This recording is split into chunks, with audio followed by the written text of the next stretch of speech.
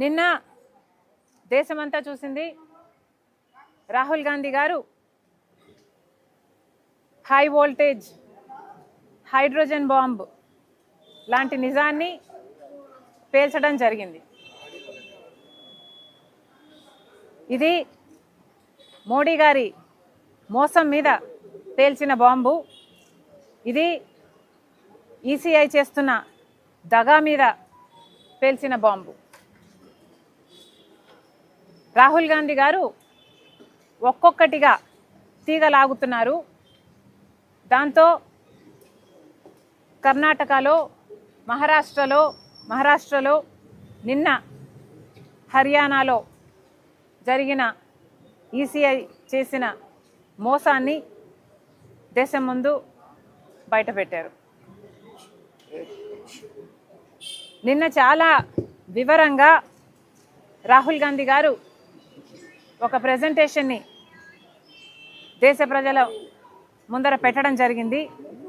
దాంట్లో హర్యానాలో 25 లక్షల ఓట్లని ఈసీఐ బీజేపీకి అనుకూలంగా అవుట్కమ్ మారడానికి ఒక దగా చేసినట్టు రాహుల్ గాంధీ గారు దేశం ముందు ఈ నగ్న సత్యాన్ని పెట్టడం జరిగింది.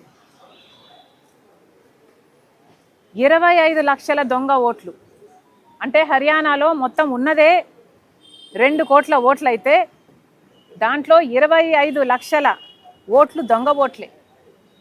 అంటే 8 మంది ఓటర్లకు ఒక ఓటు దొంగ ఓటు. ఎంత ఆశ్చర్యం! అసలు హర్యానాలో పోల్ అయింది బీజేపీకి, కాంగ్రెస్ పార్టీకి ఓట్ షేర్ చూసుకుంటే రెండిటికి పెద్ద తేడా లేదు. బీజేపీ పార్టీకి 55,48,000 చిల్లర ఓట్లు పోలైతే కాంగ్రెస్ పార్టీకి పోల్ అయ్యింది 54,30,000 చిల్లర. అంటే కేవలం 1,18,000 కేవలం 1,18,000 ఓట్ల తేడాతో హర్యానాలో బీజేపీ అధికారంలోకి రావటం జరిగింది. అంటే వీళ్ళు దొంగ ఓట్లుగా 25 లక్షల ఓట్లు చేర్చారు. దాంతో 1,18,000 ఓట్ల తేడాతో బీజేపీ పార్టీ హర్యానాలో గవర్నమెంట్ ఫామ్ చేసింది. ఇది సర్కార్ చోరీ కాకపోతే ఏమిటి అని అడుగుతున్నాం. నిజంగానే 25 లక్షల దొంగ ఓట్లను చేరుస్తే 1,18,000 ఓట్లతో బీజేపీ పార్టీ అధికారాన్ని జిక్కించుకుంది. ఓటు పర్సంటేజ్ చూస్తే బీజేపీకి 39, ఏది ఈ 25 లక్షల దొంగ ఓట్లు చేర్చిన తర్వాత బీజేపీకి వచ్చిన ఓటు షేరు 39.9.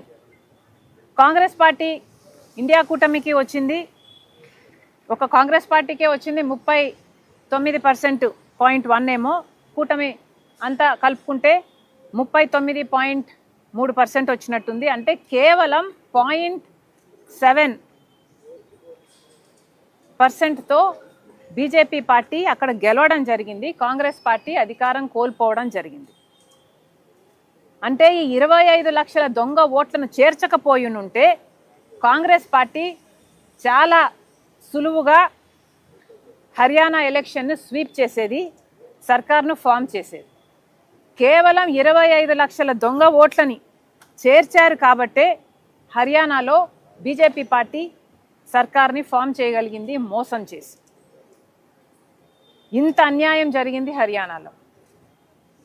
హర్యానాలో ఎగ్జిట్ పోల్స్ మొత్తము కాంగ్రెస్ పార్టీ అధికారంలోకి వస్తుంది అని చెప్పిన తర్వాత కూడా ఈ మోసానికి మాత్రమే, కేవలం ఈ మోసం కారణం